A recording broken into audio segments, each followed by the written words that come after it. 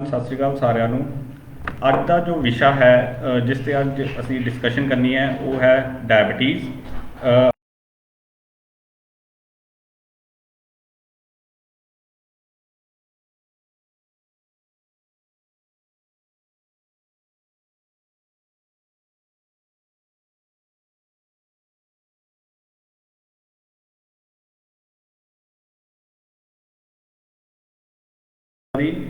और किस तरह असी उसनू किस तरह के सिम्पटम्स होंगे हैं।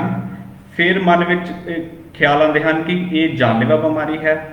फिर अगर मन में ख्याल आते हैं कि जे सानू इंसुलिन चल रही है या ज़्यादा ड्रग्स चल रहे हैं तो कि ये मैनू ज़्यादा सीरीयस बीमारी है।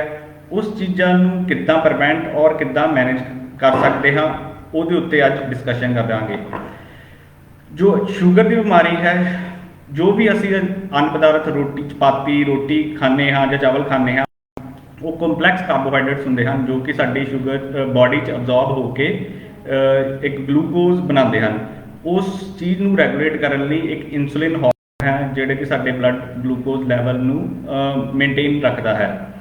अगर जे साडी इंसुलिन लैवल घट जाए जां इंसुलिन काम ना करे तो शुगर बढ़ जाती है जिसनों असी शुगर की बीमारी कहते हाँ। तो वो उसका अगे इफेक्ट पैंदा है साडे हार्ट ते साडे ब्रेन ते किडनीज ते अखां ते।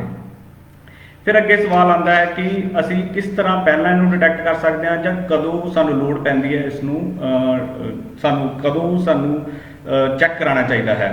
सब तो पहला तो अगर नॉर्मल बंदे हैं तो उन्होंने सानू 45 उम्र की एज उस तो बाद हर 3 साल बाद सानू रूटीन ब्लड टैसट डॉक्टर की सलाह नाल कराने चाहिए हैं। फिर अगर जे किसी इस पर्टिकुलर चीज़ां हैं तो उन्होंने जल्दी भी कराने पै सकते हैं। लाइक जे किसी को फैमिली हिस्ट्री है जां उन्होंने घर परिवार माता पिता या सके भैन भरा नू शुगर है तो उन्होंने जल्दी कराना चाहिए है। जां किसी का शरीर च मोटापा मॉर्बिड ओबीज ने जां वो जिहड़ा कामकार करते हैं वो उन्होंने फिजिकल इनएक्टिविटी है जिद्दां कि बैठन का ही काम है जां किसी को प्रैगनेंसी ड्यूरिंग डिटैक्ट हुई सी तो उस तो बाद वो ठीक हो गई तो सानू बाद च उहदा ध्यान रखना चाहिए है। जां किसी को ब्लड प्रेशर की शिकायत है जां किसी को कोलैसट्रॉल की शिकायत है कोलैसट्रॉल वध रहिंदा है जां किसी को थायराइड का नुक्स है तो उन्होंने अर्ली 30-35 साल की उम्र च ही ब्लड टैसट कराने चाहिए हैं ताकि उन्होंने जल्दी पता लग सके। फिर इन्हां दे लक्षण की हैं जो अगर किसी को डायबिटीज़ है तो उसके लक्षण की हो सकते हैं। आम करके असीं देखा गया है कि जिन्होंने शुगर होंदी है उन्होंने प्यास ज़्यादा लगती है भुख ज़्यादा लगती है बार बार पेशाब आता है उन्होंने कोई भी जख्म बनता है वो जल्दी ठीक नहीं होंदा क्योंकि शुगर करके साडियां नसां कमज़ोर होंदियां हैं। तो जिहदे करके की है कि सानू कई बार पता नहीं चलता तो हाथ पैर ते कई बार सट लग जाती है तो पता नहीं चलता तो वो जख्म वड्डा होंदा जाता है। फिर इसनू किस तरह असी ब्लड च टैसट कर सकते हैं। इसके 3 तरीके नाल टैसट कर सकते हैं जिहदे विच फास्टिंग प्लाज्मा ग्लूकोज है जिहदे विच खाली पेट असी शुगर चैक करते हैं जां खाना खाण तो 2 घंटे बाद शुगर चैक करते हैं जां पिछले 3 महीनों की शुगर जिसनों असी HbA1c कहते हैं। नॉर्मली जी फास्टिंग प्लाज्मा ग्लूकोज है वो 100 तो घट रहनी चाहिए है। 2 घंटे खाना खाने तो बाद साड़ी शुगर जी है 140 तो घट रहनी चाहिए है। तो HbA1c जो 3 महीने का शुगर का टैसट है वो 5.6% तो घट रहना चाहिए है। अगर किसनों असी इंपेयर्ड फास्टिंग ग्लूकोज या इंपेयर्ड ग्लूकोज टॉलरेंस कहते हैं वो ये है कि जे साडी फास्टिंग ग्लूकोज 100 तो 125 के विच है। फिर अगर जे 2 घंटे की शुगर का टैसट जिहड़ा है वो 140 तो 200 के विच है जां साडी HbA1c जी 3 महीने की शुगर का टैसट है वो 5.6 तो 6.4% है। अभी शुगर उसनू कहते हाँ अगर जे फास्टिंग ग्लूकोज साडी 126 या 126 तो ज़्यादा है जां 2 घंटे ब्लड शुगर खाना खाने तो 2 घंटे ब्लड शुगर है वो 200 तो ज़्यादा है जां HbA1c 6.5% तो ज़्यादा है। फिर ये जानलेवा बीमारी है? जी हाँ, ये हो सकती है, जानलेवा बीमारी है। ये कुछ अक्यूट कॉम्प्लीकेशनस होंदियां हन ते कुछ क्रॉनिक कॉम्प्लीकेशन होंदियां हन। अक्यूट कॉम्प्लीकेशन आंदा है डायबिटिक कीटोएसिडोसिस, जिहदे विच नॉर्मली ब्लड शुगर जिहड़ी है इहदे विच की हुंदा है इंसुलिन की कमी करके जां इंसुलिन का टीका मिस होने करके जां असी इंसुलिन की कई बार ध्यान नहीं रखते, उसनूं फ्रिज के बाहरले दरवाजे च रखना हुंदा है, जो बाहर पई रहे तो खराब हो जाती है, जिहदे करके है कि RBS मोस्टली डायबिटिक कीटोएसिडोसिस 250 तो उपर हुंदी है, एसिड बनता है तो इहदे विच जिहड़ा तुहाडा ਇਹਦੇ ਵਿੱਚ सिम्पटम ਜਿਹੜੇ ਹੁੰਦੇ ਹਨ, पेट दर्द ਹੁੰਦੇ ਹਨ, उल्टियां आ ਸਕਦੀਆਂ ਹਨ, बेहोश हो सकता है, तो ये जानलेवा बीमारी है। फिर है हाइपरग्लाइसीमिक हाइपरऑस्मोलर स्टेट, ਜਿਹੜਾ कि आम असी टाइप 2 डायबिटीज़ 'ਚ देखते हैं, ਉਹਦੇ ਵਿੱਚ ਬੰਦਾ बेहोश भी हो सकता है, तो शुगर ਜਿਹੜੀ है 500 ਤੋਂ 600 ਹੁੰਦੀ है।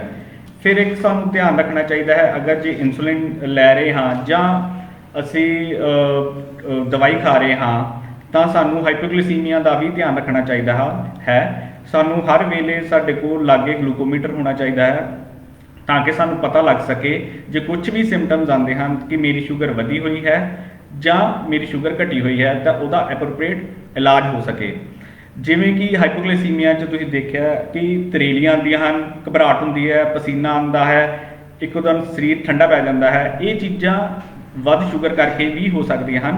ਜਦੋਂ ਇਹ ਚੀਜ਼ਾਂ ਹੋਣ ਤੁਹਾਨੂੰ फटाफट शुगर का टैसट करना चाहिए है ग्लूकोमीटर से, ताकि ਤੁਹਾਨੂੰ पता लग सके कि शुगर जो घट है तो कुछ इलाज जल्दी तो जल्दी होना चाहिए है।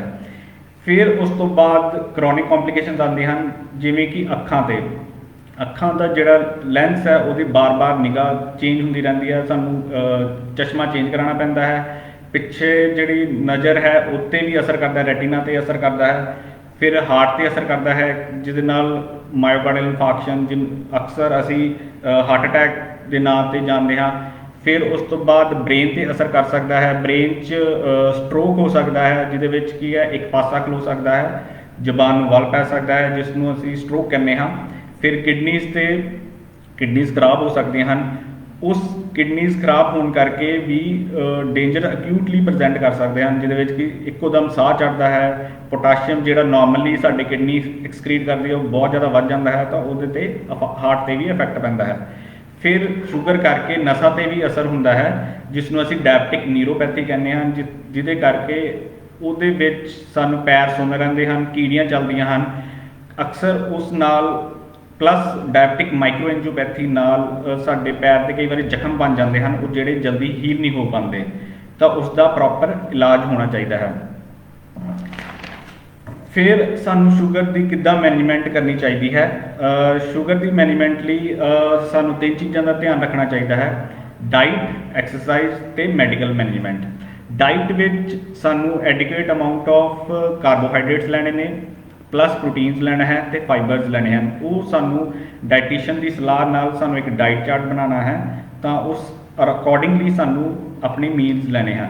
फिर उस तो बाद एक्सरसाइज है, एक्सरसाइज सानू हमेशा एक्सरसाइज करनी है हफ्ते 5 दिन for about around 30 to 45 minutes brisk walk. फिर मैडिकल मैनेजमेंट आती है, जिहदे विच की है कि आपां ओरल हाइपोग्लाइसीमिक एजेंट्स दिंदे हां, जिहदे विच शुगर दीयां दवाइयां आउंदियां हन ਜਾਂ इंसुलिन। फिर मन में ख्याल आता है कि जे मेरे इंसुलिन चल रही है कि कितने सीरीयस बीमारी है, ਜਾਂ कोई ज़्यादा दवाई शुगर लिए चल रही हैं कि सीरीयस बीमारी है, इदां का कुछ नहीं है। असी ब्रॉडली क्लासीफाई करते हैं डायबिटीज दवाइयां सानू। टाइप 1 डायबिटीज़ की होंदा है कि इंसुलिन साडी बॉडी जी पैनक्रियाज बनाते हैं वो बनती नहीं, फिर जे ਉਹਦੇ ਵਿੱਚ ਸਾਨੂੰ ਬਾਹਰੋਂ इंसुलिन देने की जरूरत होंगी है। ये अक्सर जो टाइप 1 डायबिटीज़ है वो देखी गई है एज लैस दैन 30 ईयर्स या यंग दुबले पतले होंगे ने। फिर टाइप 2 डायबिटीज़ वो अक्सर असी मॉर्बिड ओबीस च देखते हैं, जिन्हों की फैमिली हिस्टरी होंगी है, वो की होंदा है इंसुलिन जां तो घट बन रही है जां अपना एक्शन नहीं कर पा रही, तो वो नाल की होंदा है कि सानू दवाइयां देनियां पैंदियां ताकि इंसुलिन ज़्यादा सक्रीट होए जां उन्हां दी रेजिस्टेंस घटा सकीए।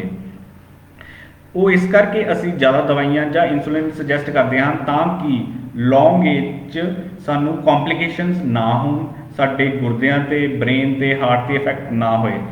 ਟੂ ਤਾਂ ਕਿ ਜਿਹੜੀ ਸਾਡੇ ਜਿੱਦਾਂ ਡਾਇਬਟਿਕ ਨੈਫਰੋਪੈਥੀ ਹੈ, ਨਿਊਰੋਪੈਥੀ ਹੈ, ਰੈਟੀਨੋਪੈਥੀ ਅੱਖਾਂ ਤੇ ਜਾਂ ਕੋਰਨਰੀ ਆਰਟਰੀ ਸਟ੍ਰੋਕ ਨੂੰ ਬਚਾ ਸਕੀਏ, ਜਾਂ ਡਾਇਬਟਿਕ ਫੁੱਟ ਜੇ ਕਿਸੇ ਨੂੰ ਹੋ ਗਿਆ ਤਾਂ ਉਸ ਨੂੰ ਪ੍ਰੀਵੈਂਟ ਕਰ ਸਕੀਏ। ਫਿਰ ਅਸੀਂ ਕਿਸ ਤਰ੍ਹਾਂ ਇਸ ਨੂੰ ਮੋਨੀਟਰ ਕਰ ਸਕਦੇ ਹਾਂ? ਇਹਦੇ ਵਿੱਚ 3 ਚੀਜ਼ਾਂ ਹਨ, ABC। A is for HbA1c। HbA1c ਸਾਡਾ ਜਿਹੜਾ 3 ਮਹੀਨੇ ਦੀ ਬਲੱਡ ਦਾ ਸ਼ੂਗਰ ਦਾ ਟੈਸਟ ਹੈ ਉਹ 7% ਤੋਂ ਘੱਟ ਰਹਿਣਾ ਚਾਹੀਦਾ ਹੈ।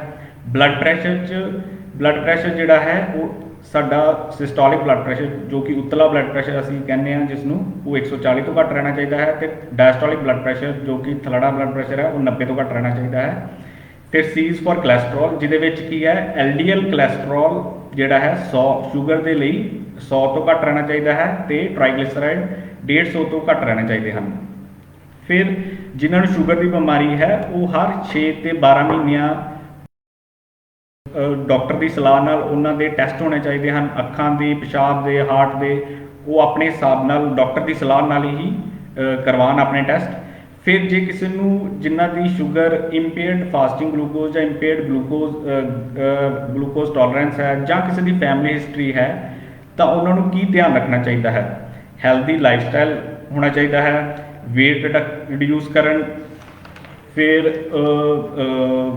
ਫਾਈਬਰਸ ਜ਼ਿਆਦਾ ਲੈਣ। ਫਿਰ ਅਗਰ ਜੇ ਸਮੋਕ ਕਰ ਰਹੇ ਨੇ, stop smoking and stop alcohol. ਇਸ ਤੋਂ ਇਲਾਵਾ ਜੇ ਤੁਹਾਨੂੰ ਕੋਈ ਵੀ ਕੁਐਸਚਨ ਹਨ, ਤੁਸੀਂ ਕਮੈਂਟ ਸੈਕਸ਼ਨ 'ਚ ਕੁਐਸਚਨ ਪੁੱਟ ਕਰ ਸਕਦੇ ਹੋ, ਤੇ ਤੁਸੀਂ ਹਸਪੀਟਲ ਵਿਜ਼ਿਟ ਕਰ ਸਕਦੇ ਹੋ। ਮੈਂ ਧੰਨਵਾਦ ਕਰਦਾ ਹਾਂ to the whole Bara hospital team, specially to marketing team mister Rajiv and mister Surinder, ਕਿ ਉਹਨਾਂ ਨੇ ਸੈਸ਼ਨ ਹੈਲਡ ਕੀਤਾ। Thank you.